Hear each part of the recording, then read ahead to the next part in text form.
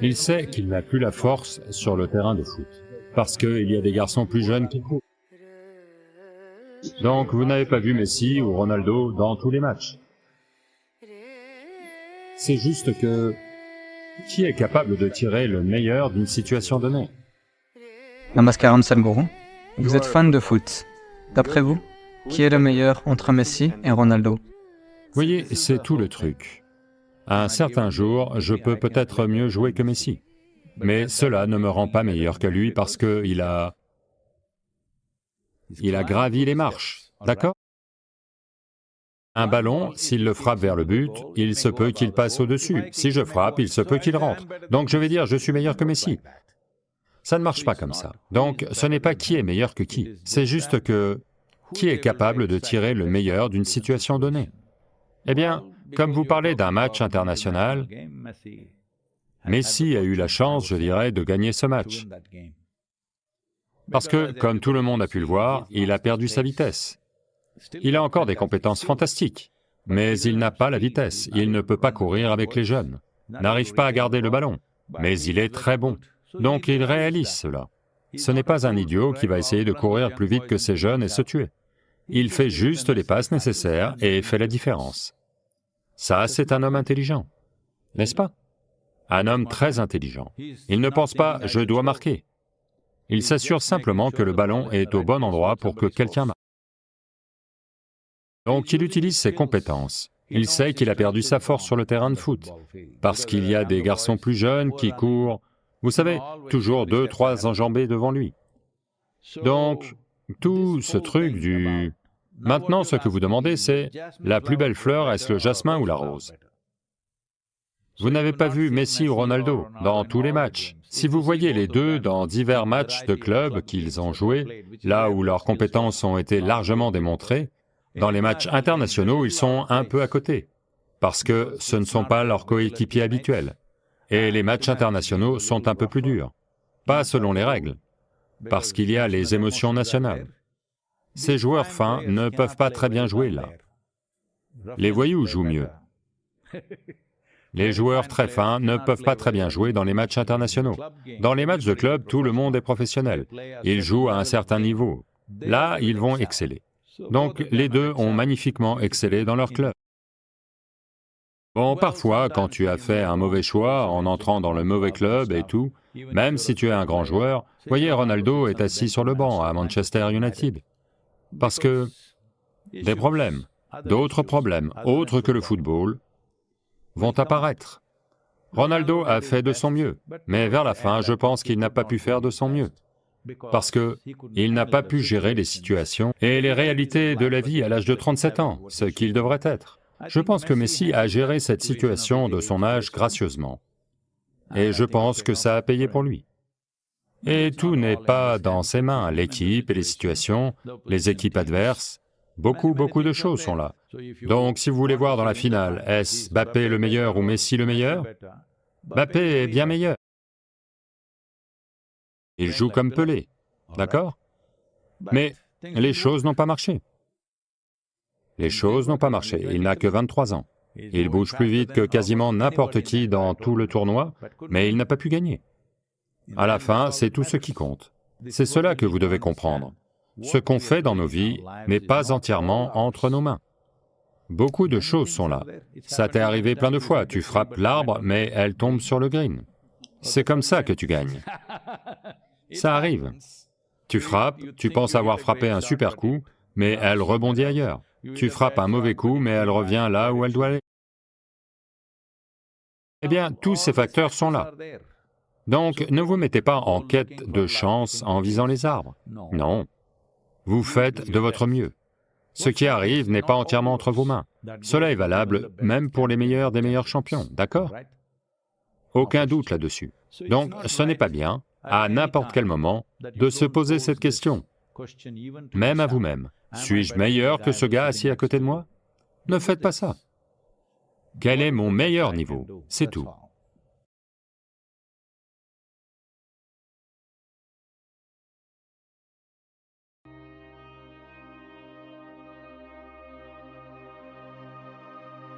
Bien.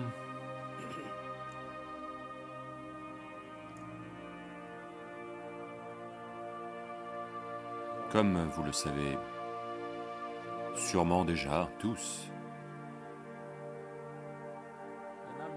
le nombre de personnes infectées en Inde est en grande partie sous contrôle jusqu'ici. Pour le nombre que nous sommes, 735, ce n'est pas un mauvais chiffre, mais il est un peu faussé. Parce que si un cas est confirmé, ça veut dire qu'ils se sont fait tester il y a environ une semaine. Ça prend 6 à 7 jours pour confirmer un cas, donc ça pourrait être un peu plus que ça. Mais comparé à bien d'autres pays, c'est tout à fait sous contrôle. Je pense que nous sommes entrés en confinement au bon moment, avant d'être en transmission communautaire. Où que se trouvent ces cas confirmés, nous sommes encore capables de retracer d'où ils viennent. La plupart d'entre eux ont voyagé à l'étranger et sont revenus. Mais dans beaucoup d'autres nations, malheureusement, ça dégénère. Même le Premier ministre du Royaume-Uni est un cas confirmé de corona maintenant.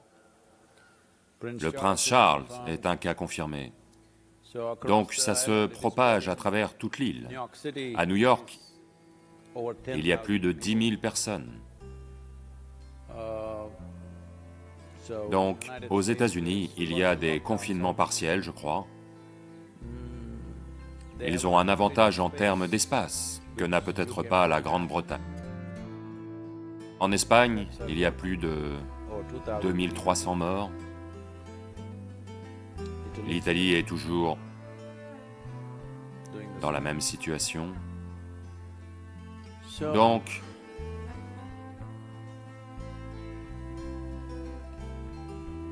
c'est compliqué. Mais nous savons aussi que tout un tas de gens s'en remettent. Mais le problème, ça va être que dans une société ou dans une nation donnée, si trop de gens sont infectés, aucune nation ne sera capable de fournir l'assistance médicale dont ils auraient besoin. C'est là que les gens vont commencer à mourir en grand nombre. Donc c'est ce qu'on essaie d'éviter avec ce confinement. Et il y a des stratégies en Inde où, même s'ils l'assouplissent à l'intérieur de l'État, entre États, le confinement va durer plus longtemps, probablement, parce qu'ils veulent casser la chaîne des infections. Si un certain nombre de gens sont infectés dans une ville, après ça, il est très difficile d'éviter que ça ne touche d'autres personnes. Il y a des cas tragiques où, hier, une infirmière d'Atlanta, une femme de 42 ans, je crois, elle avait travaillé à l'hôpital, elle rentre chez elle et meurt. Un enfant de 4 ans était à ses côtés, personne d'autre dans la maison, et elle est juste morte du corona. Donc ce genre d'histoires tragiques ont lieu. Donc je veux que tout le monde, chacun d'entre vous, quelle que soit la façon dont vous pouvez faire passer le mot, veillez à ce que tout le monde maintienne une distance physique. Vous ne devriez pas être la cause du problème. Vous devez au moins veiller à cela. Eh bien, ceux d'entre vous qui sont toujours un peu paresseux, si vous vous êtes toujours plaint d'aller au travail, ceux d'entre vous qui sont du genre « Dieu merci, c'est vendredi », c'est le moment pour vous. Profitez au moins de ces 3 semaines ou 4 semaines ou quel que soit le temps que ça dure. Les mesures économiques sont déployées à la fois aux États-Unis et en Inde à grande échelle. Tout est fait en accéléré. C'est presque comme si pendant 3 mois on n'avait pas vécu. C'est comme ça que ça va être. Et qu'ensuite on était revenu. C'est comme l'expérience de Gulliver, mais pour seulement 3 mois. Donc, le plus important, c'est que les gens ne commencent pas à avoir peur et à faire des choses stupides. Que les gens ne commencent pas à avoir peur et à courir dans les rues. Il est très important que vous mainteniez tous votre équilibre physique et mental. C'est un très bon moment pour nous occuper de nous-mêmes. Quand je regarde en arrière, ces 3 dernières décennies, ou presque 4 décennies, jamais, ou de toute ma vie, je n'ai jamais eu 3 semaines durant lesquelles je peux faire quelque chose avec moi-même. Ça n'est jamais arrivé. Donc me voici. Donc je veux que vous aussi fassiez usage de ceci du mieux possible. 3 semaines, c'est beaucoup de temps. Si l'on fait suffisamment d'efforts pendant 3 semaines, on peut en ressortir physiquement plus fort et plus en forme, mentalement plus stable, et avec plus de potentiel. Énergétiquement et spirituellement, on peut faire beaucoup de choses en 3 semaines de travail à plein temps. Beaucoup d'entre vous ont participé à des programmes, et vous avez vu que dans un programme de 2 jours ou 4 jours, la vie s'est énormément transformée. 3 jours de Bhava Spandana, la vie est toute retournée. Donc c'est le moment de vous occuper de vous-même, pour vraiment devenir une vie qui va prendre son envol. Oui. Ne nous plaignons pas de tout ce qui croise notre route. Le virus fait son travail. Nous devons faire le nôtre. C'est important. On ne fait pas le travail du virus, on fait le nôtre. Si vous faites passer le virus de vous-même à quelqu'un d'autre ou de quelqu'un d'autre à vous et de vous à quelqu'un, vous faites le travail du virus. Vous êtes du côté du virus. Si vous ne coopérez pas avec le virus, ça veut dire que vous faites ce que vous voulez faire. C'est le moment. Ce sont des vacances qui nous sont données. Oui, ça va nous faire régresser économiquement à différents niveaux. Les individus, les familles, les communautés, les nations, toute l'économie mondiale va probablement régresser un peu. C'est ok. Ça va en effet faire mal. Ça va tous nous faire mal, ça va nous faire mal à nous en tant qu'institution. Mais ce n'est pas grave. Peut-être que nous allons vivre comme on vivait il y a 5 ou 10 ans.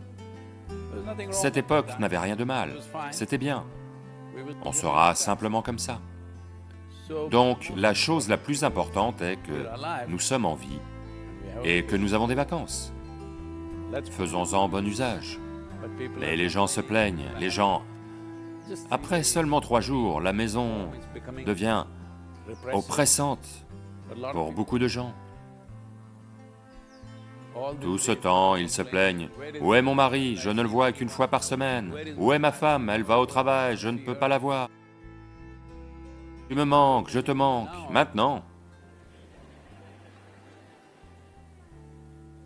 c'est le bureau qui nous manque. »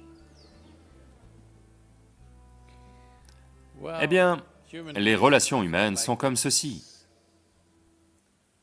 Quand vous êtes ensemble, c'est un problème, quand vous êtes séparés, c'est un problème.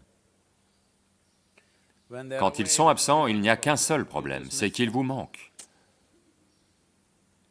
Quand vous êtes ensemble, il y a des tas de problèmes. Ceci est arrivé. À une époque, Shankaran Pillai était un golfeur du dimanche. C'est-à-dire que tous les week-ends, il joue. Donc, un samedi matin, il est en train de mettre ses chaussures, la femme arrive, et elle est en mode émotionnel. Elle lui dit, « Tous les week-ends, tu pars faire du golf, tu ne m'aimes pas, tu aimes le golf plus que moi. » Shankaran Pillai serre ses lacets et puis il lui dit, « Vois-tu, Lakshmi, C'est vrai, j'aime le golf plus que toi, mais je te le dis, je t'aime plus que le cricket, le tennis et le football réunis.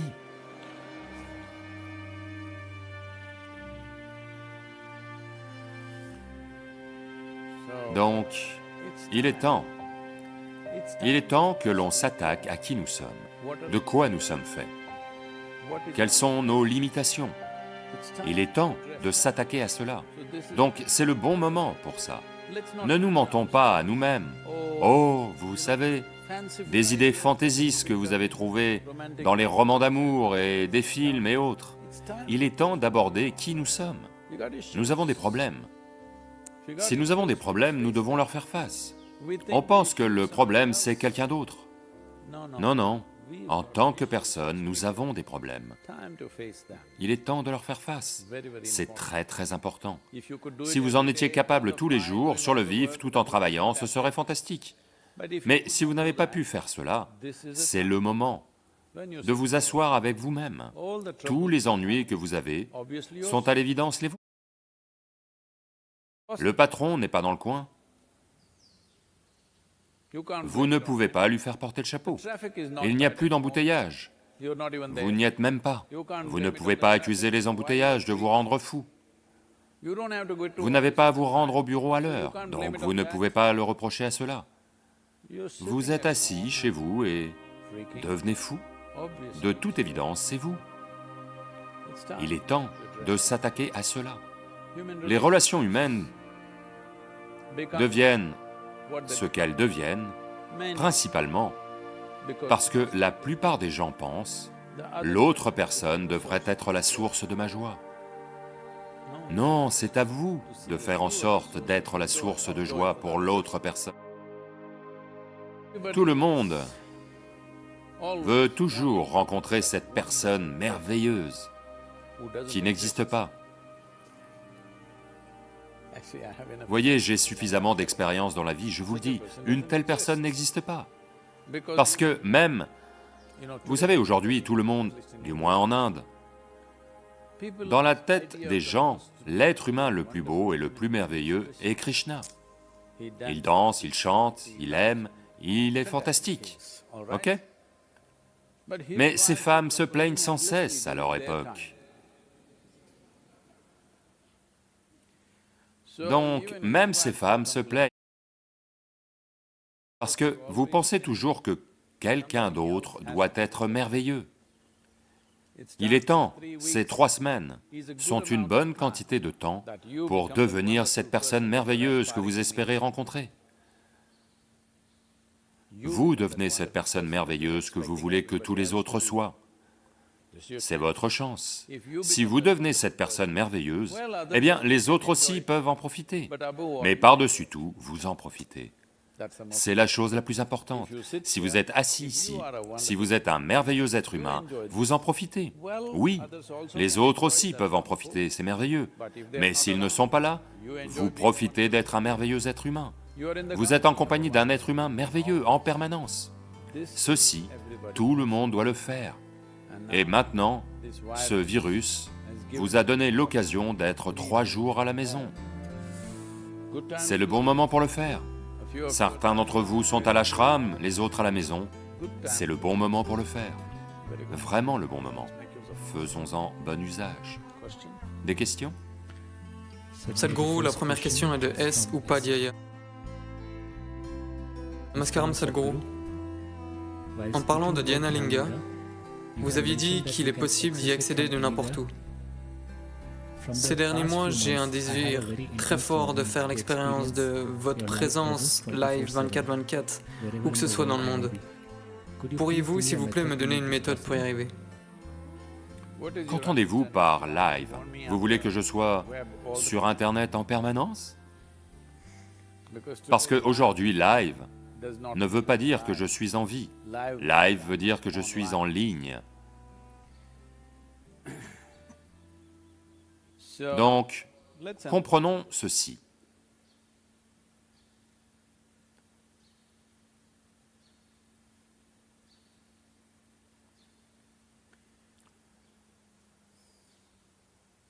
Ce que vous pensez être en ce moment, c'est « ceci est moi ».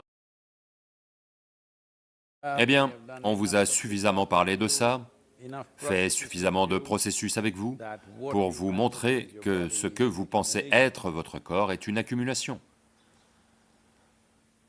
Donc, il est à vous. Il ne peut pas être vous. L'autre chose, c'est tout le bazar qui a lieu dans votre tête.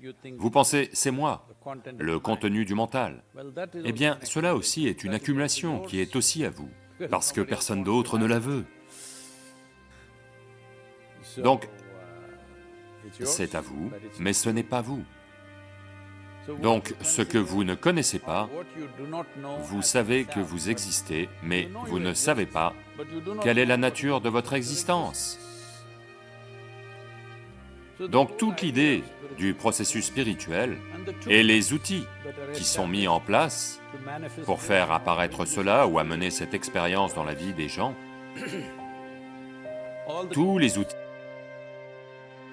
que ce soit Dhyanalinga ou Yogeshvara ou moi-même, ceci est un outil, ce n'est pas une personne. Ce sont des outils dans le sens où quelque chose au-delà du physique a lieu autour d'eux, en permanence. Le physique, la base du physique, est une frontière définie. Sans frontière définie, il n'y a pas de nature physique. Donc, une fois que quelque chose au-delà du physique a lieu, les frontières n'existent pas. Il n'y a pas de ici et là. Le physique ne peut être qu'ici ou là. Ce qui n'est pas physique n'est ni ici ni là, ou c'est à la fois ici et là. Eh bien, cela peut vous sembler un peu hors de portée, mais en général, pour la plupart des êtres humains, je dirais plus de 90% des êtres humains, ils ne peuvent prêter attention à quelque chose de façon absolue que s'ils sont émotionnellement impliqués avec elle. Très peu d'êtres humains ont un mental qui peut leur donner une implication absolue sans aucune implication émotionnelle. Cela nécessite beaucoup de travail, d'avoir un mental avec lequel vous pouvez rester concentré sur quelque chose de façon absolue, sans être émotionnellement impliqué avec elle. Mais je dirais que 90% des gens ont besoin d'un soutien émotionnel pour prêter attention à quelque chose de façon absolue. C'est la raison pour laquelle vous ne prêtez attention qu'aux gens que vous pensez être dans la sphère de votre amour. Ceux qui n'y sont pas, vous les ignorez. Vous ne pouvez pas leur prêter attention. Donc, de ce fait, le processus spirituel incorpore toujours un aspect très simple pour apporter de la concentration. On parle de dévotion, d'émotion, tout ça. Est-ce vraiment nécessaire? Non. Si vous pouviez simplement être de façon absolue, vous n'avez besoin d'aucune émotion. Vous n'avez besoin d'aucune dévotion. Juste en étant assis ici, sec comme un bâton, vous pouvez tout de même raisonner avec les énergies de cet univers. Mais ce sont très peu de gens. Les autres ont besoin d'une certaine... Quelque chose doit accrocher leur cœur, autrement ils ne vont pas regarder dans cette direction. Ils vont regarder quelques secondes et puis ils seront ici, là, partout. Ce n'est que lorsqu'ils sont impliqués émotionnellement qu'ils sont capables de maintenir une attention stable envers... Tout ce qui compte émotionnellement pour vous devient le point focal de votre mental. Donc c'est un outil merveilleux en ce sens. Donc de ce fait, on a incorporé les émotions au système. Une fois les émotions incorporées, vous savez les émotions, c'est comme ça. Comme elles sont comme ça, les canaliser est un immense défi, et inutilement, ça semble compliqué. Parce que chaque personne commence à les interpréter à sa manière, parce que les émotions de chaque personne sont uniques. Donc ne vous laissez pas enfermer dans tout ça. Ne vous préoccupez pas de ce que quelqu'un d'autre fait, de la façon dont ça a lieu pour quelqu'un d'autre. C'est la raison pour laquelle à Isha, nous avons toujours demandé aux gens de ne pas partager leurs expériences spirituelles, parce que ça va embrouiller les autres. Si vous dites « j'étais allongé, vous savez, j'étais allongé quelque part ailleurs, dans le monde, où que vous soyez, monsieur Acharya, Est-ce Upadhyaya? oh, Sadhguru est apparu.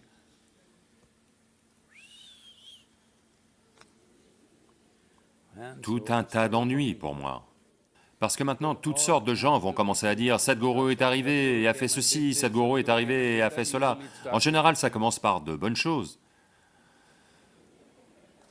Et puis, au bout d'un certain temps, toutes les bêtises qu'ils font, « Sadhguru ». En ce moment, ça arrive à Dieu. Heureusement, il n'est pas là. Donc ça va, vous pouvez l'accuser de tout, mais vous n'avez pas accès à lui. Donc, ce que je dis, c'est qu'au moins, vous ne pouvez pas le punir. Donc ça va, pour tout. Toutes les bêtises qui ont lieu, je pense que c'est la volonté de Dieu. C'est pour ça que je fais toutes ces idioties. Maintenant, si ces choses se concentrent sur une personne vivante comme moi, bien trop d'ennuis. Alors, pouvons-nous rendre la présence accessible où que vous soyez? Bien sûr, autrement à quoi bon? Autrement, on ne ferait que parler de spiritualité. Parler de spiritualité peut être une inspiration, au mieux, un divertissement, au pire.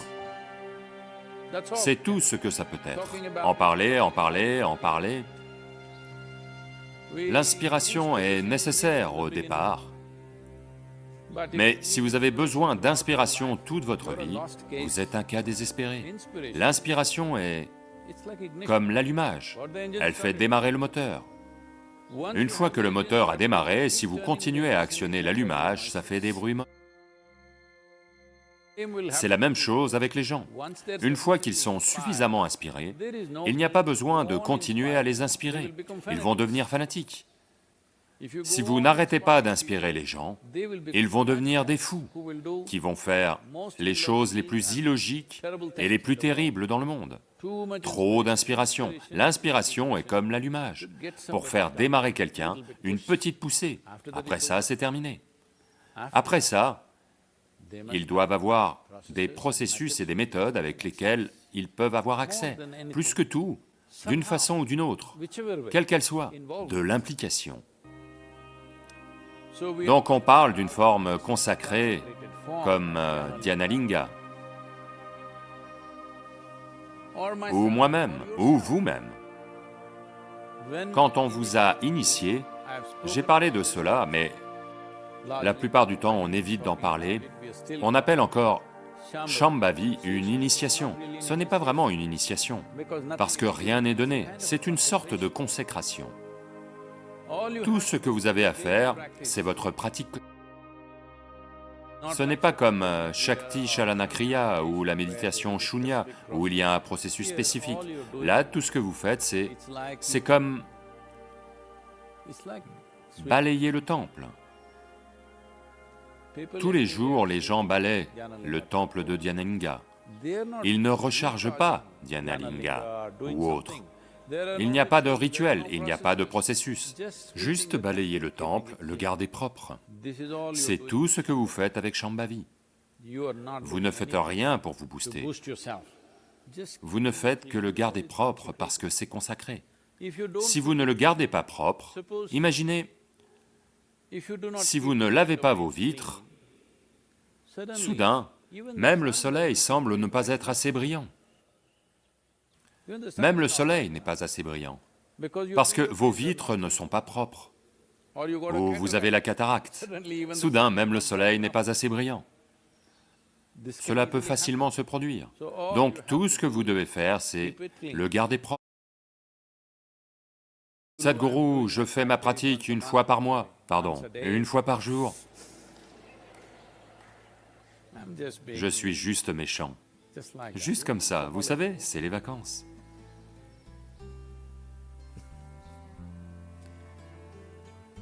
Si vous faites votre pratique tous les jours, dans une certaine mesure, c'est propre. Mais peut-être que le reste de la journée, vous l'oubliez complètement. Donc une chose simple que vous pouvez faire, c'est d'utiliser quelque chose, quoi que ce soit. Peut-être une image, peut-être un mantra, peut-être juste un son, peut-être juste un rappel sur votre téléphone, n'importe quoi, pour que, mentalement, émotionnellement, vous vous connectiez à cet aspect aussi souvent que possible dans la journée. Pour que, si vous fermez les yeux, c'est tout ce qui apparaît. En ce moment, il y a encore toutes ces stars de cinéma et autres qui apparaissent. Donc, vous ne la sentez pas. Ce n'est pas qu'elle n'est pas là. Vous n'êtes pas... Voyez, lorsque vous faites la pratique, vous la sentez. Pendant la journée, vous ne la sentez pas parce que vous laissez d'autres choses danser. Des scènes de danse apparaissent. Donc, faites ce que vous voulez. Utilisez ce que vous voulez. Peut-être un rappel sur votre téléphone, peut-être une image que vous allez regarder, ou un fond d'écran. Vous savez, un fond d'écran ou un chant. Vous pouvez chanter, ou écouter un chant.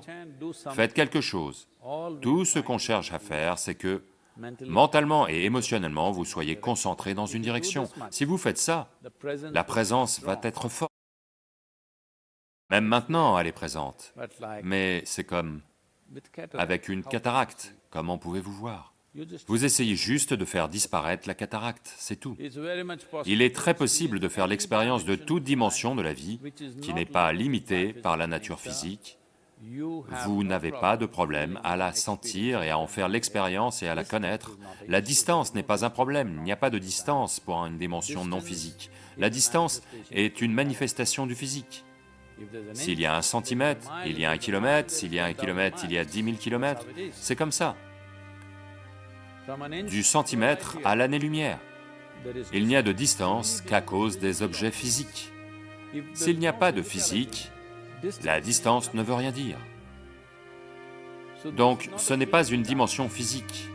Donc, la sentir, la connaître, en faire l'expérience, ne sera pas difficile. S'il y a une certaine concentration vers cela. Créez votre propre outil pour vous faire des rappels, toutes les 5 minutes ou une fois par heure, ou ce que vous voulez, ça va marcher.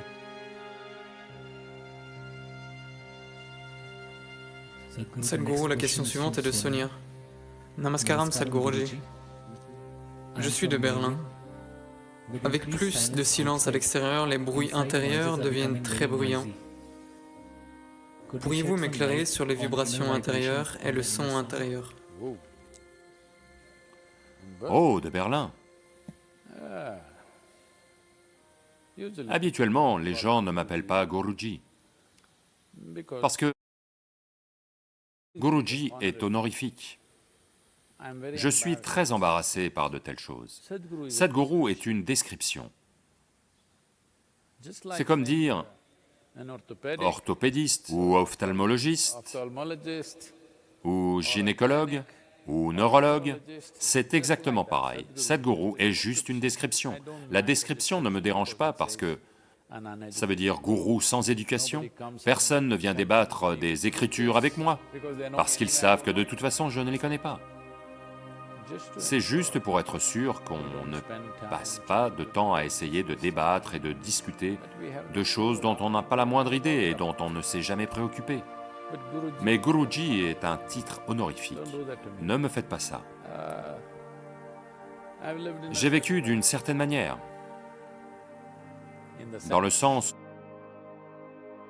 où j'ai vécu de telle façon que les gens autour de moi sont toujours dans le doute.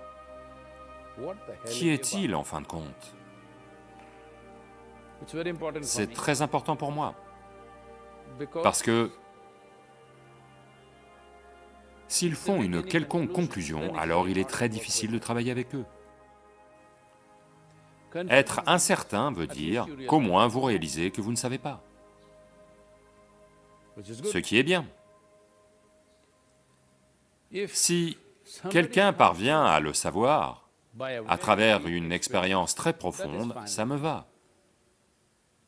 C'est un autre état.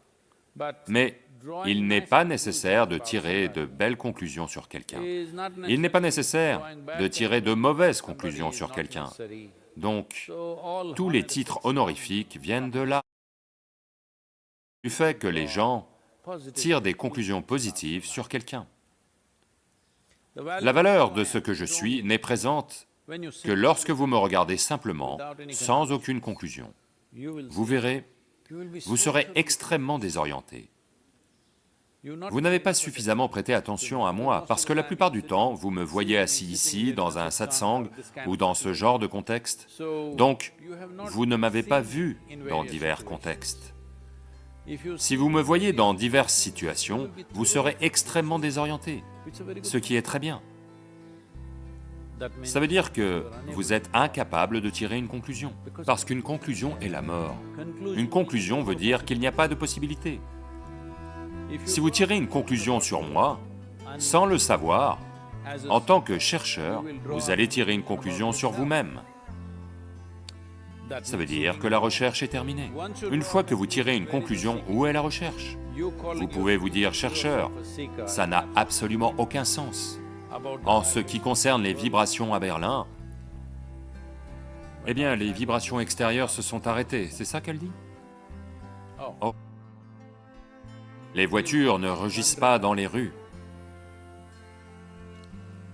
Eh bien, moi aussi, j'aime conduire et rouler, mais ça va.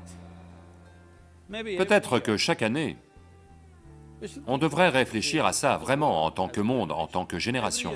Chaque année, 3 semaines, pas de voitures sur les routes, tout le monde reste chez soi. Allô?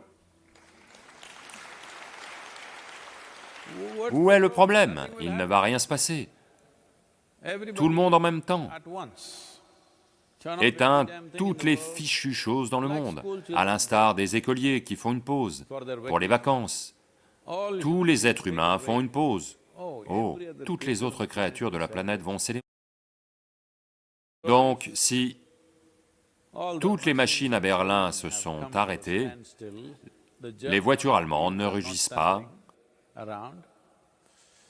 alors maintenant, est-ce que je comprends bien la question? Elle demande comment gérer son intériorité ou c'est à propos des vibrations intérieures? C'est quoi? Pourriez-vous nous éclairer sur les vibrations intérieures et le son intérieur, étant donné que l'extérieur est devenu calme et que l'intérieur est devenu plus bruyant?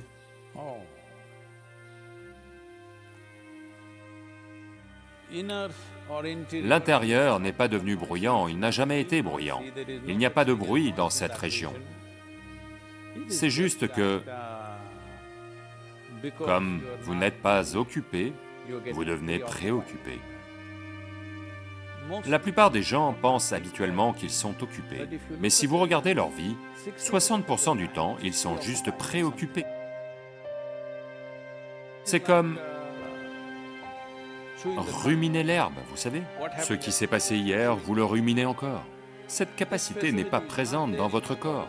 Les vaches, les chèvres, les moutons, ils sont tous capables de manger aujourd'hui, et quelques heures plus tard, ils sont capables de le faire revenir et de mâcher l'herbe. Cette capacité ne vous a pas été donnée dans votre corps, donc vous l'avez créée dans votre mental. C'est un problème évolutif. Vous ne voulez pas arrêter d'être à 4 pattes. Vous voulez ruminer l'herbe du jour précédent. Dans le mysticisme d'Inde du Sud et en yoga, on observe les gens et s'ils ne font que profiter ou souffrir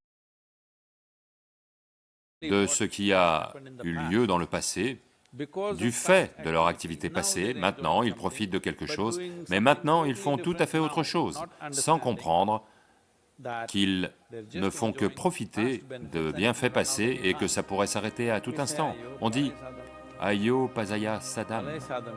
Pasaya Sadam veut dire « vieux riz », c'est-à-dire que c'est de la vieille nourriture. On profite de la nourriture d'hier, ce qu'on a mangé hier en ce moment en termes d'énergie et de force, ça fonctionne encore dans notre corps.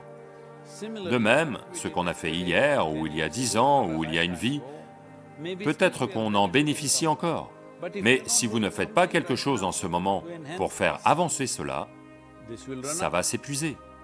La vieille nourriture va pourrir au bout d'un certain temps. Ce qui était merveilleux va devenir horrible au bout d'un certain temps.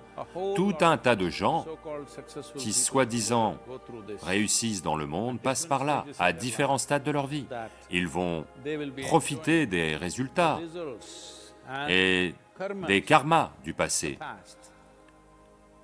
Et ils pensent que tout va super bien, et maintenant ils vivent sans scrupules.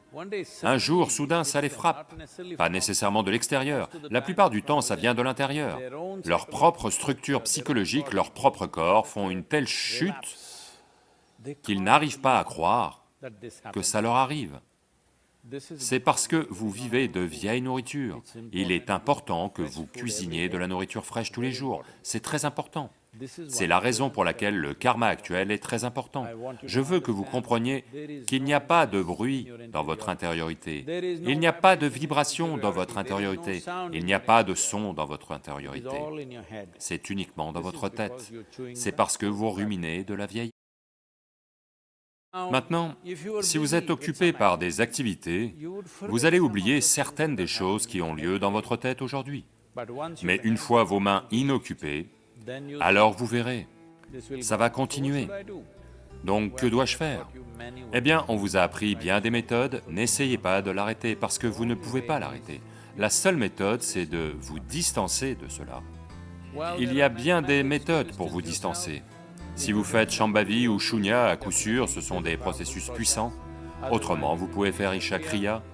Si vous ne connaissez aucune de ces choses pour le moment, la chose simple à faire est simplement celle-ci. Regardez-vous simplement et voyez, vous êtes une créature minuscule dans cette vaste existence. On ne sait pas où elle commence, où elle se termine, sur cette petite boule de terre qu'est la planète. Vous êtes assis ici et vous pensez que vous êtes le centre de l'univers. C'est une idée stupide. Tout part de là, du fait que vous pensez être le centre de l'univers. C'est une idée vraiment stupide. À partir de cette idée stupide, beaucoup d'idées stupides sont arrivées, qui sont considérées intelligentes socialement. Donc, regardez simplement vos pensées, dans le contexte du vaste cosmos. Maintenant, le virus menace votre vie. Dans le contexte de votre nature mortelle, les choses auxquelles vous pensez, les choses que vous croyez être importantes, elles sont toutes stupides. Si vous voyez que votre mental, que vos pensées, vos émotions sont parfaitement stupides, naturellement, vous allez créer une distance. Le problème, c'est que vous pensez qu'elles sont intelligentes. Et maintenant, quand elles vous dérangent, vous voulez les éloigner un peu. Non, tout ce que vous croyez intelligent va vous coller comme une médaille. Ça ne va pas partir, ça ne va pas vous quitter. Dès l'instant où vous pensez que vous êtes intelligent, vos pensées ne peuvent pas vous quitter. Vous ne pouvez pas fermer les yeux et vous asseoir si vous êtes quelqu'un de très intelligent, sachez-le. Lorsque vous savez que vous êtes un fichu idiot, vous pouvez fermer les yeux et vous asseoir. En termes de vie, en termes d'existence, vous n'êtes vraiment rien, ok? Socialement, vous pouvez être quelque chose. Entre idiots, les idiots vont briller. Ça ne veut rien dire en tant que vie. En tant que vie, demain, ce fichu petit virus peut vous emporter. Oui, vous et moi, je vous le dis. Il peut simplement nous emporter. Donc, quelles que soient les choses incroyablement intelligentes qu'on pense, ne veulent rien dire du tout. Si vous comprenez ceci, naturellement, il va y avoir une distance entre vous et votre processus de pensée. Une fois qu'il y a une distance entre vous et votre processus de pensée, ce que vous pensez n'a pas d'importance. Aucune.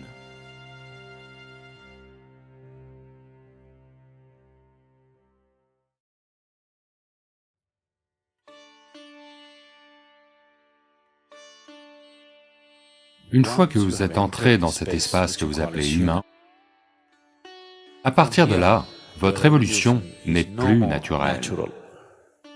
Elle doit être consciente.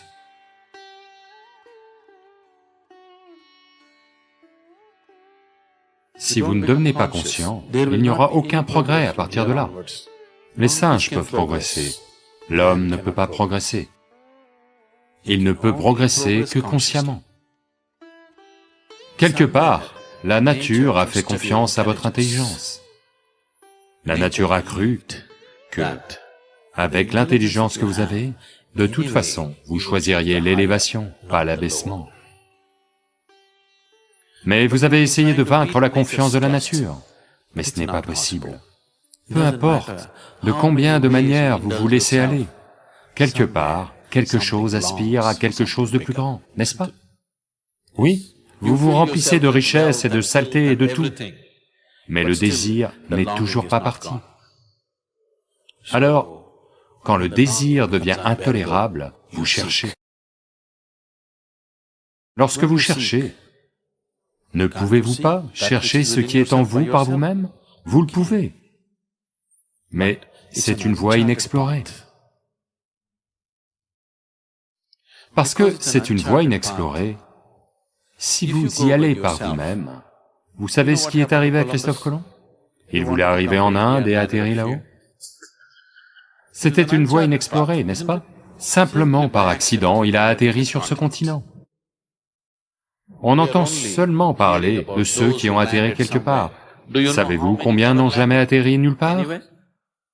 Oui. Des milliers de marins qui sont partis n'ont jamais atterri nulle part. Si vous partez sur une voie inexplorée, sans aucun guidage, c'est ce qui va se passer. Maintenant que Colomb a atterri ici, voyez comme c'est facile de passer de l'Europe à l'Amérique. Pourquoi? Maintenant c'est un chemin balisé grâce à cet homme, n'est-ce pas? De même, vous allez vers un gourou parce que il a atterri. Maintenant, utiliser son expérience est une bonne chose. Ne puis-je pas le faire tout seul? C'est possible, mais on ne sait pas combien de vies ça va vous prendre, seul. Non pas que ce soit impossible, il se peut que vous y arriviez en un instant aussi. Vous savez, il se peut que vous atterrissiez juste là-haut, on ne sait pas. Mais 99% des gens vont juste se perdre et être emportés. C'est pour ça qu'un gourou est arrivé. Gourou est juste un outil. Gourou n'est pas une personne, cela doit être compris. Seulement, quand vous commencez à faire l'expérience de moi comme quelque chose de plus qu'une personne, alors seulement je suis votre gourou. Avant ça, je ne le suis pas. Gourou Purnima est important parce que une chose a une importance historique parce que c'est le jour où Adi Yogi s'est transformé en un gourou après le solstice d'été. Cette première pleine lune a un certain impact. C'est généralement considéré comme un jour de grâce, et c'est le jour que le premier gourou a choisi pour enseigner. Donc c'est un rappel important pour nous, pour chaque être humain sur la planète. Parce que tout le monde vit dans ses propres limites, corporelles, mentales, sociales et morales, toutes sortes de choses. Pour chaque être humain, il est important de savoir qu'il existe un moyen d'être au-delà de ces choses. C'est le rappel.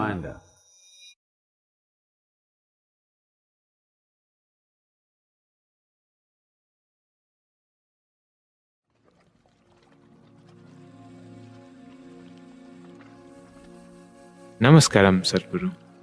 There is a lot of debate about immigrants in the United States right now. What is the solution for this?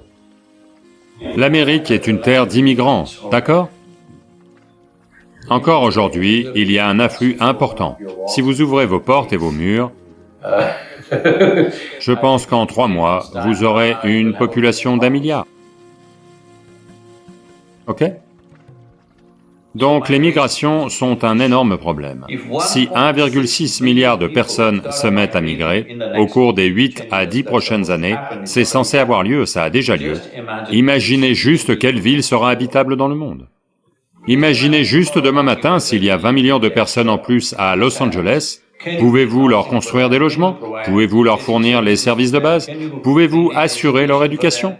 Leurs soins de santé? Rien n'est possible. Même dans un pays à ce niveau de richesse, il ne sera pas possible de construire cela. quand les gens migrent.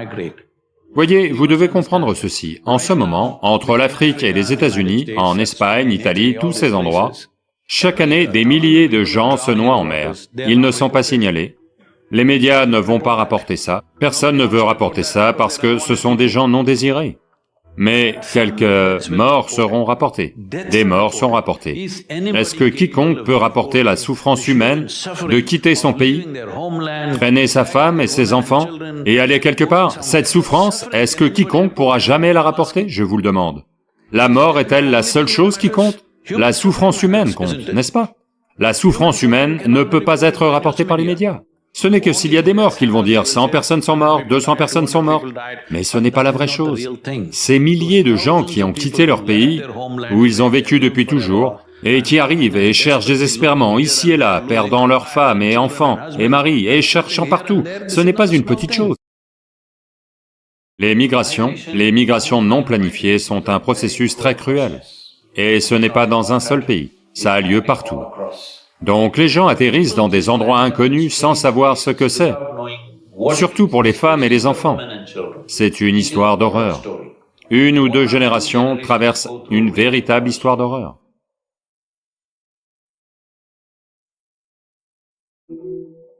Donc pourquoi les gens migrent-ils? Toutes sortes de raisons sont données, mais je vais vous poser une question simple. Si vous aviez un bout de terre avec un sol riche, quitteriez-vous cette terre pour aller ailleurs? Si vous aviez des arbres sur cette terre, la quitteriez-vous? Vous pouvez facilement y survivre, au moins il y aura une agriculture de subsistance, vous serez nourri même si vous ne gagnez pas d'argent. Les gens ne vont pas quitter cet endroit. En ce moment, cela est incertain, l'alimentation de base est incertaine, donc dans les 40 dernières années, nous avons éliminé près de 37% de la couche arable de la planète. Elle n'existe plus.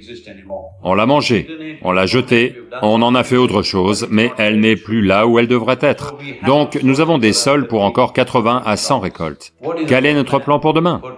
D'ici 2035, il prévoit des pénuries alimentaires massives, simplement parce que cette fois, en général les famines ont lieu à cause d'une pénurie d'eau. Mais aujourd'hui, nous avons la capacité de transporter l'eau par des canalisations et des canaux. Mais cette fois-ci, ça va arriver à cause d'une pénurie de sol. Ils appellent ça l'extinction des sols. Vous avez entendu parler de l'extinction des dinosaures, vous avez entendu parler de l'extinction des dodos, mais ici, c'est à une extinction des sols qu'on fait face. Mais écologiquement, au moins, si le sol est riche, les gens vont rester sur cette terre. Ils ne vont pas la quitter pour aller ailleurs. Il y a d'autres problèmes. En ce moment, d'après ce qu'on m'a dit, 30 villes sur la planète reçoivent 72% des investissements dans le monde.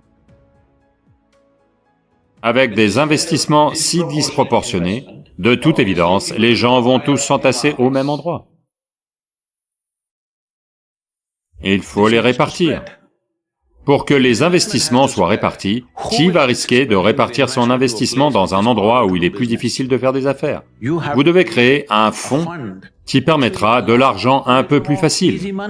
Si vous voulez de l'argent facile, vous devez l'investir dans des sociétés appauvries.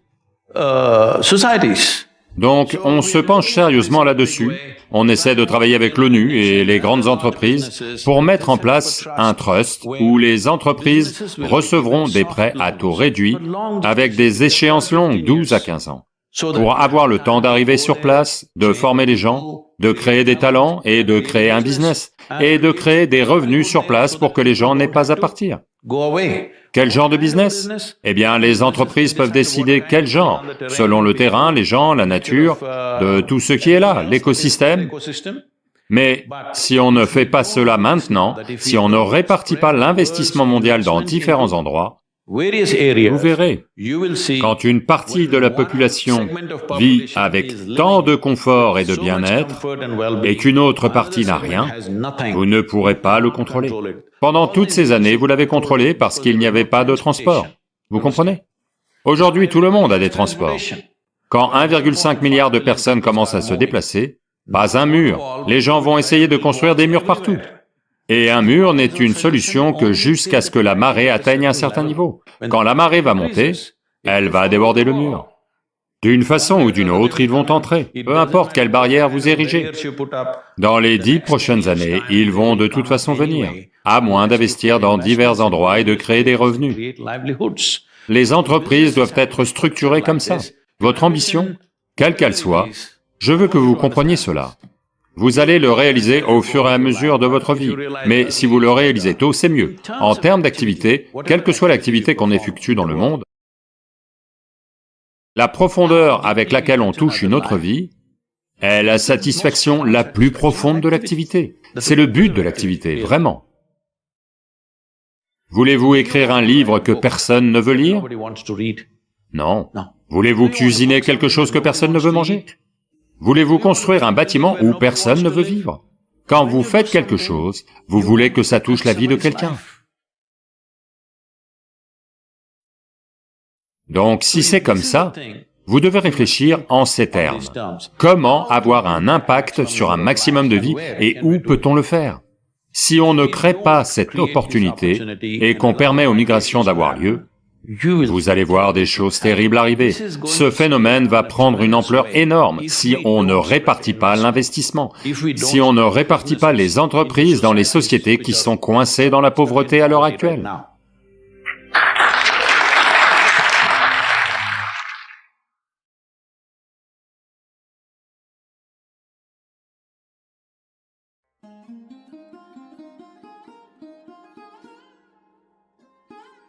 Pourquoi le changement est-il si difficile dans la vie? Quand j'étais jeune, j'étais emballée par le changement. Je l'attendais avec impatience, j'étais contente quand il y en avait. Au fur et à mesure que je vieillis, j'essaie de l'éviter autant que possible et je n'arrive pas à le gérer quand il y en a. Tout dépend qui amorce le changement. Peut-être, mais existe-t-il une réponse appropriée au changement? Une des raisons qui fait que le changement devient difficile en prenant de l'âge, c'est que vous avez trouvé des cocons de confort. Vous avez créé de nombreuses zones de confort. La moindre perturbation de ces zones, vous êtes perturbé maintenant. Quand vous étiez jeune, vous ne cherchiez pas le confort, vous cherchiez la vie. Maintenant, vous ne cherchez pas la vie, vous cherchez le confort, la sécurité. Voyez, quand vous aviez 16, 18 ans, vous aviez des rêves fous sur ce que vous vouliez faire de votre vie. Arrivé à 25 ans, vous avez laissé tomber toutes les fioritures et avez pensé, tout ça c'est pas réaliste, maintenant je vais devenir réaliste. Tout ce qui se passait, c'est que vous deveniez lâche. Mais vous avez dit, je vais devenir réaliste, et laissé tomber plein de choses, et vous avez dit, si je trouve un boulot, si je gagne ma vie, ça va. Arrivé à 35 ans, vous vous dites, si je ne m'attire pas d'ennui, ça me suffit. Vous n'attendez rien de génial, si je ne m'attire pas d'ennui, ça me suffit. Mais c'est là que vous commencez à avoir des ennuis. Donc, vous ne regardez pas la vie avec enthousiasme, vous regardez la vie sous l'angle de la sécurité. Plus vous êtes tourné vers la sécurité, plus vous serez perturbé par tout changement ayant lieu dans votre vie. L'essence de l'existence physique est le changement, n'est-ce pas? N'est-ce pas ainsi? Tout change. Y a-t-il quoi que ce soit qui ne change pas? Tout dans l'existence est changeant, n'est-ce pas? L'existence physique est constamment changeante. L'essence même de la réalité physique est le changement. Rien n'est constant.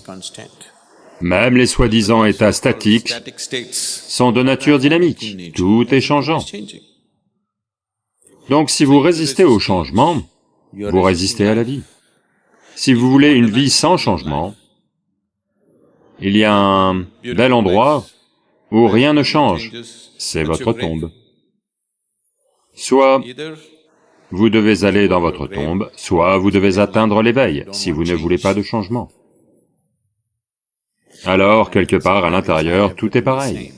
Mais autrement, tant que vous faites partie du processus physique de l'existence, tout est changement. Il n'y a rien qui ne soit pas changeant. Voyez, à cet instant, vous inspirez, l'instant suivant, vous expirez. C'est un changement, n'est-ce pas? Si vous ne voulez pas de changement, arrêtez. Donc, quand vous résistez au changement, vous devez comprendre que vous résistez au processus même de la vie. Pas juste votre vie, vous résistez au processus fondamental de la vie. Invariablement, vous allez inviter toutes sortes de souffrances. Si vous êtes vivant, et que vous voulez être mort, vous allez vous attirer des ennuis, n'est-ce pas? Vous devez être vivant. Quand vous êtes vivant, vous devez vivre totalement. Si vous voulez mourir, vous devez faire cela efficacement. Ça, c'est une façon inefficace de vous tuer. Vraiment. Le malheur et la dépression sont des façons inefficaces de vous tuer, n'est-ce pas? Au moins, soyez efficaces. Je peux vous donner 10 façons de mourir. De toute façon, le lac Hussein est là. Y a-t-il encore de l'eau dedans? Ok. Donc, vous devez comprendre ceci. Une fois que vous résistez au changement, vous résistez à tout le processus de la vie, et vous allez créer une souffrance inutile. Donc une fois que vous résistez au changement, la dépression est un processus naturel. La frustration, quand un changement arrive, frustration, dépression, la frustration et la dépression sont... Un certain jour, le diable décide de prendre sa retraite. Comme il prend sa retraite, il décide de mettre tous ses outils de travail en vente. Donc il lance des soldes, tous les outils du diable. Il y a une foule immense. Il y a toutes sortes de choses, la colère, la haine, la jalousie, ceci, cela, tout est sur la table. Vous, les gens, avez tout raflé en un rien de temps. Tout a été vendu en 1 heure. Tous ces outils. Toute l'humanité les a achetés, n'est-ce pas? Mais il y a encore un sac et... Comment vous vous appelez? Lina. Lina est allée demander au diable, « Qu'y a-t-il dans ce sac? Ce n'est pas à vendre ?» Il dit, « Non, non, ça ce sont mes outils favoris. Je veux les garder comme souvenir, parce que c'est eux qui ont le mieux marché dans mon travail. » Lina dit, « Non, je les veux, s'il vous plaît. Vous ne voulez pas les vendre ?» Le diable dit, « Non, non, non, non, ces 2 outils que j'ai dans ce sac ont si merveilleusement bien marché durant toute ma carrière que j'aimerais les garder comme souvenir. » Après Lina, beaucoup d'autres se sont joints à elle et « S'il vous plaît, mettez-les en vente, mettez-les en vente, mettez-les en vente. » Alors, le diable cède et dit, « D'accord, si vous me donnez un bon prix, je les mets en vente. » Puis il tire de son sac la frustration et la dépression et les met sur la table. Ces 2 sont les meilleurs outils du diable. Si vous voulez détruire votre vie, la frustration, commencez par la frustration, évoluez vers la dépression. Vous y êtes? Il n'y a rien de pire que ça. Vous allez travailler contre vous-même. Et dès l'instant où vous résistez au changement, la frustration est naturelle. Une fois que la frustration arrive, elle va naturellement évoluer en dépression. Donc, mettez-la en vente.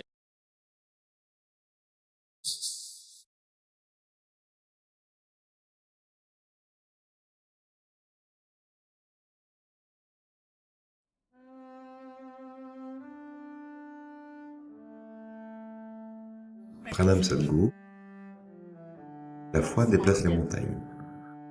Pardon, madame? La foi déplace Aïe, les aïe, aïe. montagnes, comme vous l'avez dit. Ne déplacez pas cette montagne, d'accord? Mais elle fige aussi le mental. Donc où est-ce qu'on fixe la limite? Et on a besoin de foi pour tout. S'il vous plaît, faites attention à cette dame. Je ne veux pas qu'elle déplace cette montagne ailleurs. Sadhguru, je vais rester ici avec la montagne.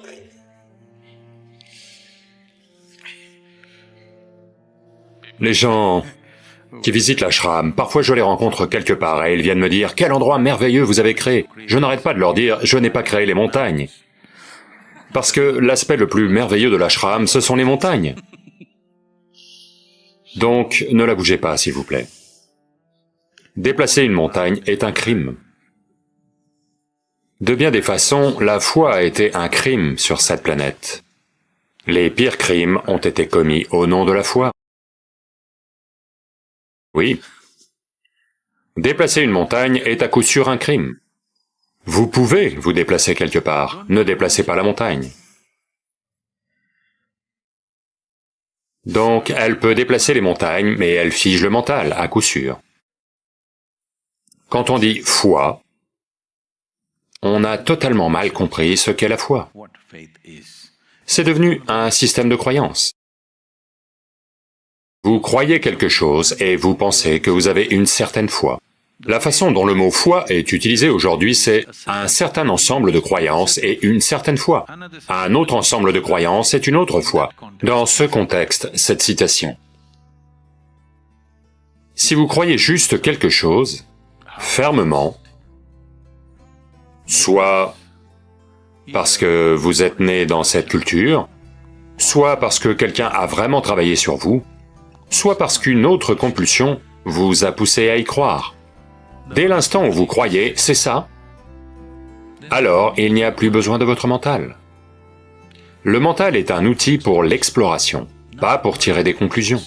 Malheureusement, la plupart des gens utilisent leur mental pour tirer des conclusions.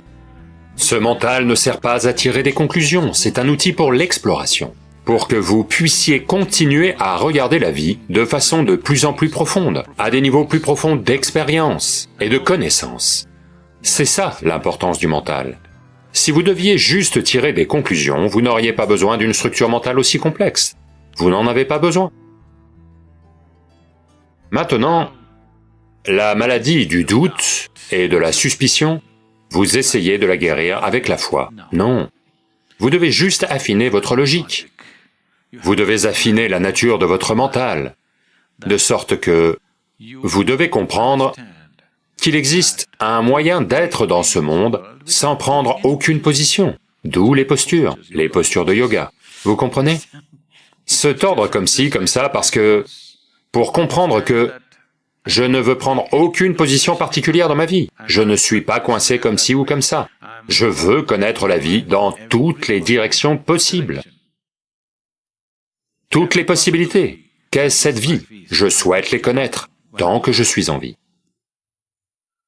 Donc, si cela doit avoir lieu, vous avez besoin d'un mental flexible, un mental qui n'a pas pris position, un mental qui n'est ni dans la croyance, ni dans l'incroyance de quelque chose.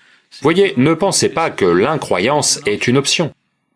La croyance et l'incroyance ne sont pas deux choses différentes. Ce sont des croyances positives ou des croyances négatives. C'est tout ce qu'elles sont, deux façons différentes de croire. La croyance et l'incroyance. Donc le sujet, ce n'est pas la foi contre l'athéisme. La croyance contre l'incrédulité, non. Le sujet c'est pourquoi vous ne pouvez pas apprendre à ne pas prendre position à propos de quoi que ce soit. Là maintenant, pour mener telle ou telle activité, on prend position. Mais il n'y a pas besoin de prendre position pour vivre, pour être vivant ici. Si vous voulez connaître la vie, vous ne devez prendre aucune position ni avoir aucune opinion sur quoi que ce soit. Dès l'instant où vous formez une opinion, ça veut dire que vous n'êtes pas ouvert à quoi que ce soit d'autre, n'est-ce pas? Qu'il s'agisse d'une personne, ou de vous-même, ou de la vie autour de vous. Vous ne formez aucune opinion ou conclusion. La conclusion, c'est la mort. Oui. Vie veut dire qu'il n'y a pas de conclusion. Vous regardez. Au lieu d'aiguiser votre vision, vous tirez une conclusion, parce que la conclusion apporte une certaine certitude. Elle apporte une certaine confiance. Dès que vous croyez quelque chose, vous êtes confiant. La confiance sans clarté est un désastre. Mieux vaut voir clairement que juste croire quelque chose. Si vous croyez quelque chose, ça vous donne confiance, et parfois ça fonctionne malheureusement. On parle de ça depuis le début. Même si vous voulez traverser la rue, ce dont vous avez besoin, c'est d'une vision claire, pas de confiance. La confiance peut tuer. S'il n'y a pas beaucoup de circulation, ça marche. C'est tout le problème de la chose. Oui, il n'y a pas beaucoup de circulation et ça ne va pas vite, alors ça marche, et maintenant vous pensez que ça marche. Vous l'appliquez partout, vous allez vous faire renverser. Donc, vous n'avez pas besoin de confiance. Si vous laissez juste tomber votre besoin de confiance, ça vous va d'être ici, sans rien savoir. En réalité, vous ne savez rien. S'il vous plaît, regardez cela. Vous ne savez vraiment rien de la nature de cette existence, n'est-ce pas? Oui ou non? Vous ne savez pas quand tout ce système solaire va s'effondrer. Peut-être que c'est demain matin, est-ce que vous savez? Savez-vous s'il va s'effondrer demain matin ou non? Vous savez? Vous ne savez pas. Quand vous allez tomber raide, vous ne savez pas quand ça va arriver. Mais ça va. Mais si vous êtes ce genre de mental qui recherche la foi, vous savez tout, pas seulement ici, au-delà de la mort, où vous irez, quel type d'hébergement vous allez avoir, vous connaissez les rouages. Ce genre de savoir est ce qui doit disparaître. Une ignorance qui est consciente et reconnue par vous-même que je suis ignorant est un état bien plus puissant et profond qu'une connaissance sur laquelle vous avez fait des conclusions. Vous avez des conclusions sur tout et tout le monde. Essayez juste cette simple sadhana dans votre vie. Vous tous.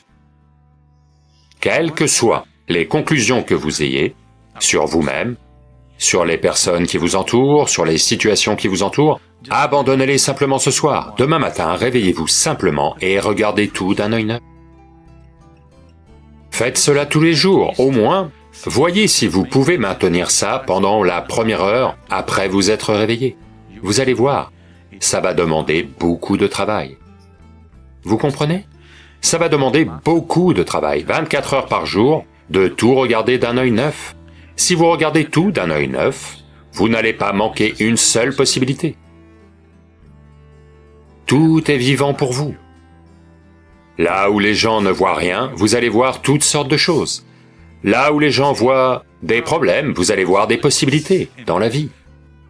Mais dès l'instant où vous tirez des conclusions, si vous tirez des conclusions et que vous les solidifiez, et qu'ensuite vous les faites approuver par le ciel, alors vous appelez ça la foi. L'ignorance endossée par une grande autorité ne deviendra pas la vérité. Ceci est le plus gros problème, que les gens pensent que l'autorité c'est la vérité. Non, la vérité est la seule autorité dans la création, dans cette existence.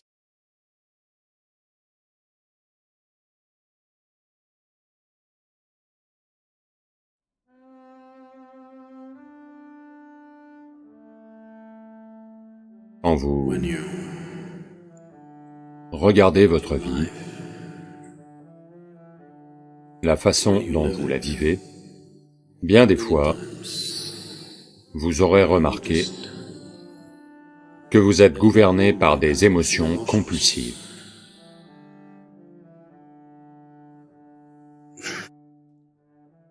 Aujourd'hui, vous voulez vraiment être en paix. Aujourd'hui, c'est l'anniversaire de votre femme ou le quelque chose de votre mari. Vous voulez vraiment vous assurer que rien ne se passe mal. C'est ce jour-là que la colère vous domine. Elle jaillit simplement sans raison. Donc, ces choses, les gens essaient de les contrôler pendant toute leur vie, et rien ne change.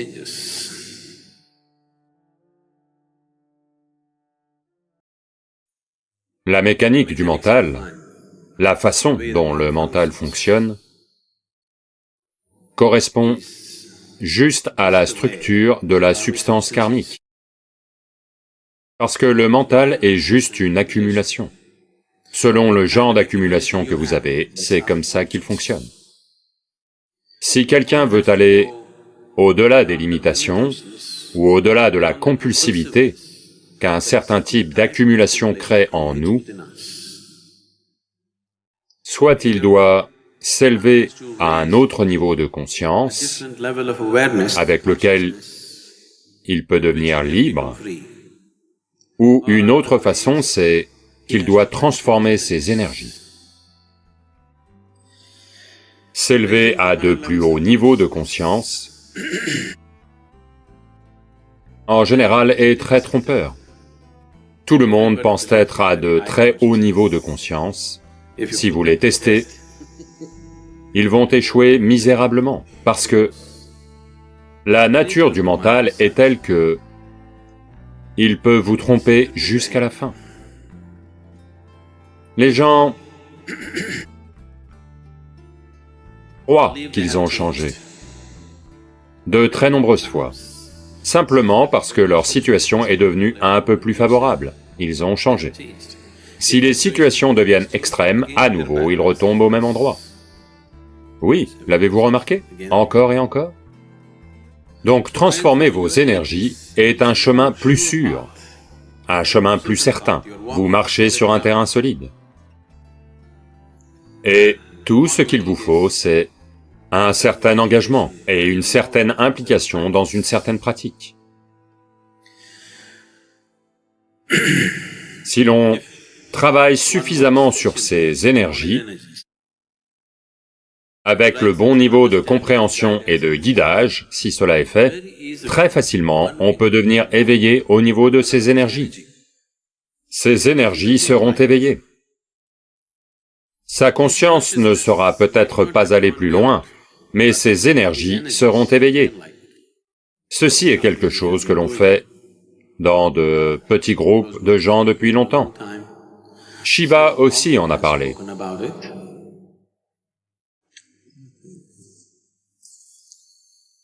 Shiva dit, quand le filament de la colonne vertébrale est touché, une lumière commence à rayonner en vous et autour de vous. Si vous portez toute l'attention sur le Sushumna Nadi, et s'il est touché comme il faut,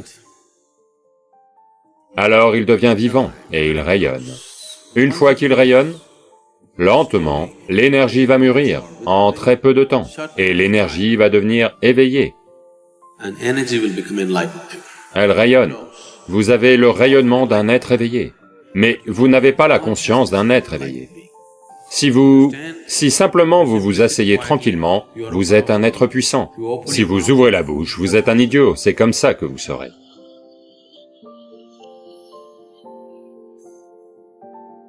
Mais c'est bien d'être comme ça, parce que c'est facile d'y arriver. C'est facile d'y arriver, tout ce qu'il vous faut, c'est de l'implication. En particulier, quand je suis là, cela est très facile à faire. Si on touche juste la moelle épinière, elle peut juste rayonner.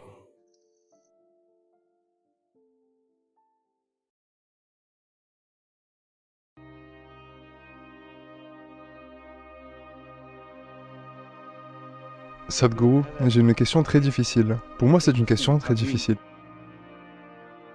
En général, le pouvoir courant tout le monde, y compris moi. Mais je suis maintenant sur un chemin spirituel très spécial, parce que je suis votre dévot. Je veux éviter que le pouvoir me dépasse, me rende corrompu, et je ne veux pas être esclave du pouvoir, quel que soit le pouvoir que j'ai. Le pouvoir corrompt le monde entier, vous le savez. Mais moi, je ne veux pas être pris au piège de cette folie. Pouvez-vous me conseiller, Sadhguru? Namaskaram, Sadhguru.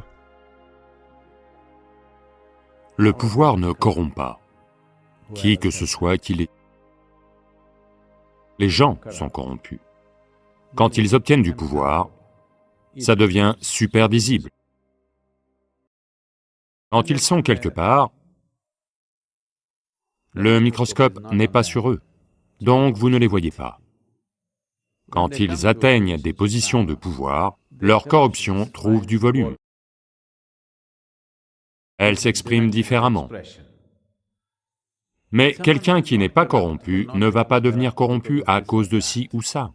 Tout d'abord, comprenons ce qu'est la corruption. Dès l'instant, la définition fondamentale de la corruption, d'accord? Ensuite, j'en viendrai aux définitions politiques. La définition fondamentale de la corruption, c'est juste ceci. S'il y a ce qu'on appelle moi et qu'il y a ce qu'on appelle vous, la corruption a commencé. Parce que ce qui est moi est plus important que ce qui est vous, n'est-ce pas? Oui ou non? Une fois que moi apparaît, ce qui est à moi et ce qui n'est pas à moi va apparaître. Une fois que ça c'est à moi et ça ce n'est pas à moi apparaît, la corruption s'approfondit. Si vous devenez très attaché à ce qui est à moi et ce qui n'est pas à moi, alors elle est bien établie. Et ainsi de suite, ça continue. Donc, tout ce que j'ai essayé de faire toutes ces années, c'est de rendre la corruption galactique. Le problème, c'est qu'elle a lieu à petite échelle. Donc, tout ce que j'ai dit, c'est « rendons la corruption cosmique ». Parce que la nature de qui vous êtes est telle que vous devez vous identifier à quelque chose. Si vous vous identifiez à juste ce corps, un niveau de corruption. Puis vous allez vous marier et vous identifier à deux corps, une autre sorte de corruption, de la corruption multipliée. Il y a une chose qui circulait, plus maintenant, parce que les choses ont changé maintenant à cette génération. À la génération précédente, quand on était à l'école, à l'université, il y avait une chose qui circulait dans les universités. C'est comme ça. Quand tu es étudiant, tout le monde est communiste. Dès que tu trouves un emploi, tu deviens un socialiste. Vous savez? Dès que tu te maries, tu deviens un capitaliste. Dès que tu as des enfants, tu es devenu corrompu. Parce que quand votre identification porte sur ce corps, vous êtes déjà corrompu, mais c'est à si petite échelle que personne ne le remarque. Ou tout le monde l'accepte. Oh, c'est naturel. Mais quand ça devient deux, la corruption devient un peu plus grande. Les gens voient la conspiration. La famille est la première forme de corruption. Oui, je ne m'y oppose pas, je vous le dis simplement. C'est ainsi. Parce que soudain, ce qui est à nous et ce qui n'est pas à nous devient important. Puis vient la communauté, puis vient la nation, puis vient la race, puis vient la religion, et ainsi de suite. Différents niveaux de corruption. Essentiellement, corruption veut dire que, quelles que soient les pensées de bien-être, les actions de bien-être dont un être humain est capable, il exclut quelqu'un, n'est-ce pas? Oui ou non? Oui. En ce moment, il y a quelque chose ici. Je veux donner un peu plus à cette personne, un peu moins à cette personne, c'est de la corruption, n'est-ce pas? Plus vous êtes fortement identifié à ce qui est moi et ce qui est à moi, plus vous êtes devenu corrompu. La seule chose, c'est que ça peut être... La question est de savoir si ce sont des formes de corruption socialement acceptées ou non.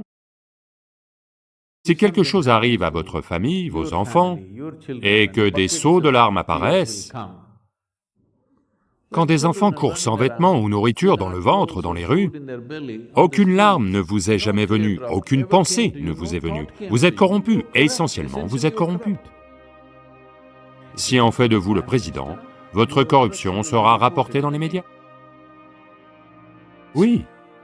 En ce moment, votre corruption ne vaut pas la peine d'être rapportée parce qu'elle n'a pas tellement de conséquences sur d'autres. Mais ce que je dis, c'est que si des seaux de larmes apparaissent, si la vie de votre enfant est en danger, et que beaucoup d'entre eux courent dans les rues, pas un moment de quoi que ce soit, ça veut dire que vous êtes gravement corrompu. Oui ou non? Ça ne vous plaît pas? Ça va. La corruption n'est pas toujours une chose consciente. La plupart de la corruption sur la planète est parce que vous êtes identifié à quelque chose de limité. L'identité limitée, c'est la corruption. Dès l'instant où vous êtes identifié à ce qui est moi et ce qui est à moi, vous êtes corrompu, essentiellement corrompu. Si vous devenez président, ce sera visible pour tous. Chaque acte que vous faites a un énorme impact sur des millions de gens, donc c'est visible. En ce moment, entre votre main droite et votre main gauche, vous avez rendu l'une supérieure, l'autre inférieure. Dans cet état, si vous devenez un président, n'est-ce pas? Ça, c'est une main supérieure, ça, c'est une main inférieure. vous savez. Donc, dans cet état, comment pouvez-vous ne pas être corrompu? Vous êtes corrompu. Avec du pouvoir, cela devient de plus en plus visible. C'est pour cela que l'on vise les puissants et les gens qui sont dans des positions de responsabilité et de pouvoir. Parce que si vous, au moins, rendez leur identité un peu plus grande. Voyez, si vous vous identifiez à vous-même, vous allez voler la personne à côté de vous. Si vous façonnez votre identité en faveur de votre communauté, vous allez faire de bonnes choses pour votre communauté, aux dépens d'une autre communauté. Si vous êtes identifié à la nation, vous allez faire de bonnes choses pour votre nation, aux dépens d'une autre nation. Oui ou non? Cela n'est pas perçu comme de la corruption, mais c'est de la corruption. Le monde entier est plein de corruption. L'un contre l'autre, tout le temps, n'est-ce pas? Ce qui est à moi doit aller bien, ce qui est à toi doit mourir. C'est de la corruption, n'est-ce pas? Donc, ce n'est pas que le pouvoir corrompt. Je ne sais pas qui a dit ça. Les gens sont corrompus. Avec le pouvoir, la corruption s'exprime. Avec le pouvoir, tout s'exprime. Si vous êtes intelligent, votre intelligence va s'exprimer. Si vous êtes aimant, si vous devenez puissant, votre amour va s'exprimer.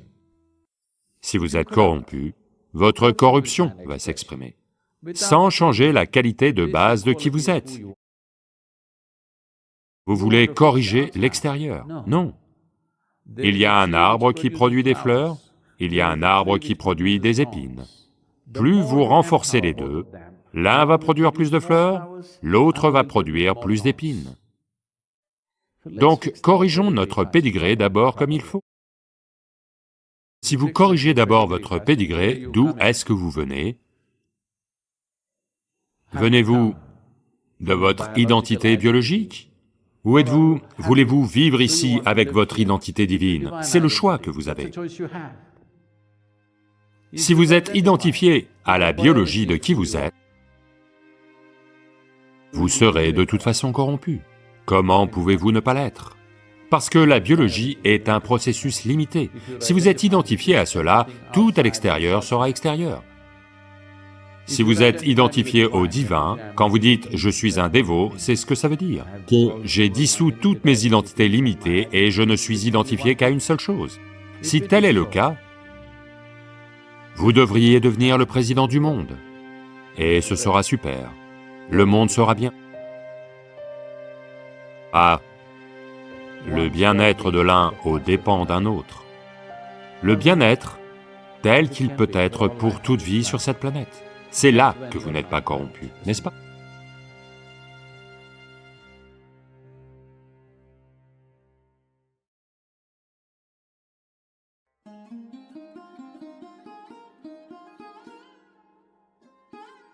Rien dans le monde ne se passera jamais à 100% comme vous voulez.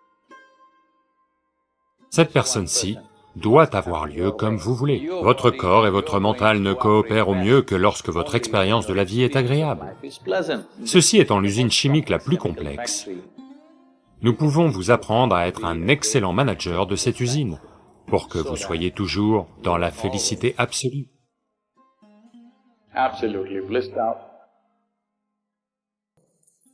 Salut Sadhguru, ma question est la suivante. Très souvent en société, on te dit souvent ce que c'est qui doit te rendre heureux. Et d'une certaine façon, nous sommes des sueurs. Je voulais savoir ce que c'est qui, d'après vous, peut rendre une personne fondamentalement heureuse. Donc, qu'est-ce que ça veut dire d'être vraiment heureux? Namaskaram, Keiji. Je suis désolé de vous dire que mon voyage d'avril en Afrique du Sud a été reporté. Virus oblige. Donc vous connaissez la situation. Mais en ce qui concerne le bonheur, je leur disais à l'instant que c'est la saison des mangues en Inde, et peut-être dans certaines parties de l'Afrique aussi, mais rien n'est comparable à la mangue indienne.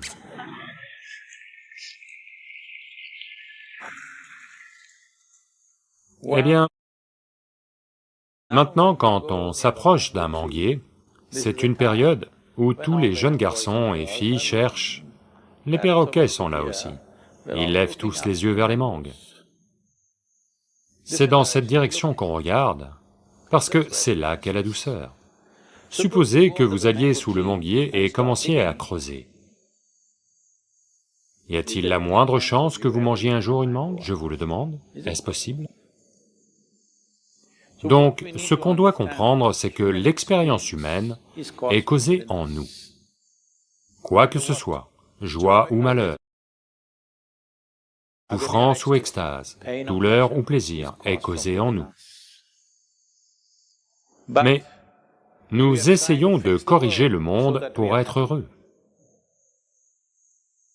Voyez, on pensait qu'on le corrigeait, juste un stupide virus. Toutes nos vies bouleversées.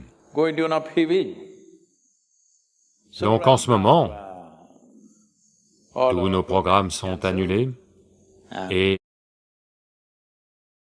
beaucoup de pertes financières un peu partout parce qu'on a réservé des lieux pour de grands événements. Et tant de choses ont été faites, les volontaires ont travaillé partout. Maintenant, c'est juste en suspens, on ne peut même pas dire qu'on va le faire. C'est le moment de faire une dépression. Parce que tout le monde dit, si les choses ne se passent pas comme vous pensez qu'elles devraient se passer, vous devez être malheureux. Rien dans le monde ne se passera jamais à 100% comme vous voulez. Cette personne-ci doit avoir lieu comme vous voulez, à 100%. Si celle-ci avait lieu à 100% comme vous voulez, vous maintiendriez-vous extrêmement bien ou malheureux? C'est la seule question. Je sais quel est votre choix. Vous posez cette question parce que, comme vous l'avez dit, les gens disent ceci va vous rendre heureux, cela va vous rendre heureux, corrigez ceci, corrigez cela, corrigez tout. Ça n'arrivera quand même pas parce que vous essayez d'extraire les mangues des racines. Ce n'est pas là qu'elles arrivent, elles arrivent là-haut. Donc, ce qui est en vous, si vous le cherchez à l'extérieur, ça va être une recherche sans fin. C'est pour cela qu'on parle d'ingénierie intérieure. Vous corrigez celui-ci, être joyeux est assuré. Le reste de la vie, nous devons le faire au mieux de nos capacités. Deux êtres humains ne peuvent jamais façonner la vie extérieure dans la même mesure. Ce n'est jamais possible.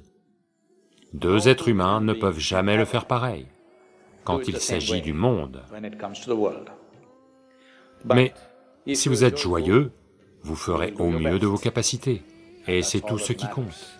Dans cette vie, faites-vous de votre mieux de toutes les façons possibles. Vous ne pouvez faire ça que si vous êtes heureux et joyeux, de par votre propre nature. Si votre bonheur dépend de ce qui se passe autour de vous, du fait de prendre un guichet ou non, vous étiez sur le point de jouer contre l'Australie, n'est-ce pas? Ça a été annulé? Oh, il joue contre l'Inde. Maintenant, je ne peux même pas vous souhaiter bonne chance.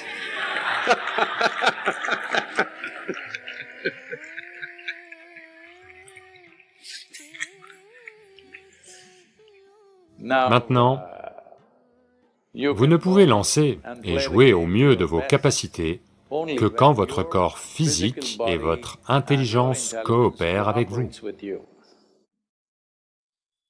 Ça ne demande aucune compréhension scientifique.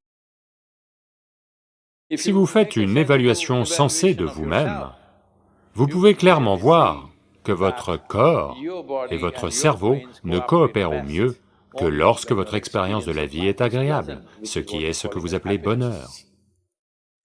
Le bonheur n'est pas une quantité, c'est juste que vous vous sentez très bien, alors vous dites « je suis heureux ». Votre plaisir devrait être déterminé par ce qui a lieu en vous, pas par ce qu'il y a autour de vous. Ce n'est pas difficile à corriger. Vous voyez, les gens malheureux sont de tant de façons. Toutes sortes de gens qui ne peuvent pas rire, qui ne peuvent pas chanter, qui ne peuvent pas danser, qui ne peuvent rien faire de sensé. Ils prennent un verre et soudain... Donc ce que je dis, c'est que l'état chimique d'une personne peut changer son expérience. Ceci étant l'usine chimique la plus complexe, nous pouvons vous apprendre à être un excellent manager de cette usine, pour que vous soyez toujours dans la félicité absolue. Maintenant, votre corps et votre mental vont fonctionner au mieux. Selon le type de travail que vous faites, à quel point vous réussissez, ça dépend. Avec qui vous jouez? Maintenant, vous jouez avec l'Inde? Annulé. Mais si vous aviez joué, alors, peu importe comment vous lancez, certains d'entre eux frappent en dehors des limites. Les garçons sont devenus comme ça ces jours-ci. Il fut un temps où en 5 jours, si une fois la balle franchissait les limites, sans toucher, je veux dire, si c'est un 6, oh, tout le pays était en liesse. Maintenant, si pendant 5 minutes il n'y a pas de 6, tout le monde devient frustré. Oh, mais qu'est-ce qui se passe? Donc les choses ont changé. Les lanceurs sont malmenés, mais en même temps, comme ils essaient d'aller très vite, les lanceurs aussi s'amusent bien, parce que le rythme est très élevé. Donc votre bonheur ne devrait pas dépendre du nombre de batteurs indiens qui sortent, je n'aime pas ça. Votre bonheur devrait être que vous êtes simplement heureux. De ce fait, vous lancez du mieux que vous pouvez.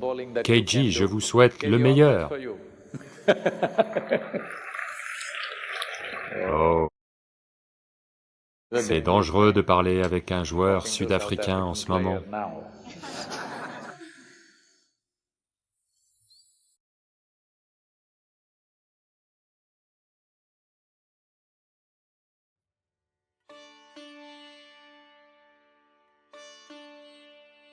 Voyez, la plupart des gens, je sais qu'il se passe beaucoup de choses ici, aux États-Unis, tout le monde fait des sorties astrales, ce ne sont que des hallucinations. D'accord? Vous vous allongez et imaginez juste que vous volez ici, volez là, ce n'est pas ça. Voyez, ce qu'on appelle, malheureusement, tout devient ridicule quand toutes sortes de gens commencent à s'en occuper. Ce qu'on appelle astral, c'est que il y a 5 types de corps. Le corps physique, le corps mental, le corps énergétique, le corps éthérique et le corps de félicité. Ce sont 5 dimensions du corps. Le corps physique, celui que vous pouvez de toute évidence voir, est une accumulation de la nourriture qu'on a mangée. Donc le type de nourriture qu'on mange a définitivement un impact sur le type de corps qu'on accumule. Le prochain est le corps mental. Quand on dit mental, on ne désigne aucune partie en particulier. Chaque cellule du corps a sa propre intelligence. Donc il y a tout un corps mental. Et ces deux-là sont comme... ça c'est votre matériel, ça c'est votre logiciel. Votre matériel et logiciel ne sont bons à rien à moins qu'ils soient branchés sur une alimentation de qualité. Donc la troisième couche du corps est le corps énergétique. Les 3 premiers, le physique, le mental et le corps énergétique, sont de nature physique. Ils deviennent juste plus subtils, mais ils sont toujours de nature physique. La 5e couche du corps, qui est appelée corps de félicité, est totalement non physique. Et la 4e, qu'on appelle le corps éthérique, le mot le plus proche, on l'appelle Viganamaya Kosha, le mot le plus proche, ou le mot couramment utilisé, est éthérique. Ce n'est pas ce que ça décrit, ça signifie qu'il est de nature transitoire, du physique au non-physique. Ce qu'on appelle corps astral, c'est laisser le corps physique, le corps mental, le corps énergétique et le corps de félicité intacts, et juste permettre au corps éthérique de flotter alentour. Ça veut dire que vous pouvez continuer votre activité ici parce que votre corps physique, votre corps mental, votre corps énergétique sont intacts, mais juste permettre au corps éthérique de partir, c'est une certaine forme de maîtrise. Vous ne pouvez pas juste y arriver en délirant. Ça demande énormément de sadhana à quelqu'un pour y arriver. Maintenant, quand on parle de quitter le corps, on permet juste au corps pranique de sortir, ce qui est bien plus simple. C'est une chose bien plus simple à faire et c'est une chose plus concrète, comparée au corps éthérique. Le corps pranique est physique. C'est un type de présence plus physique, c'est de l'énergie, mais c'est une énergie physique. L'éthérique est une énergie transitoire, elle n'est ni physique, ni au-delà, c'est une transition. Le corps de félicité est totalement au-delà du physique. Donc, faire sortir le corps pranique et le ramener est facile, et c'est une expérience bien plus forte parce qu'une partie physique de vous sort et revient. Le corps éthérique nécessite bien plus de sadhana, parce que ce n'est pas dans votre expérience, ce n'est pas quelque chose que vous pouvez toucher, à moins d'être à un certain niveau de sadhana et d'intensité en vous-même. Mais à chaque coin de rue, ils font des voyages astraux de nos jours. C'est juste des hallucinations. Voyez, ces choses étaient faites dans un certain but. Ça s'appelle Parakaya Pravesha. Il y a eu des écoles qui étaient fondamentalement axées là-dessus, en Inde. Simplement pour le divertissement. Ça ne vaut pas la peine d'explorer ces choses, parce que ça demande énormément d'efforts pour maîtriser ces choses, et à la fin, quoi? Qu'avez-vous atteint?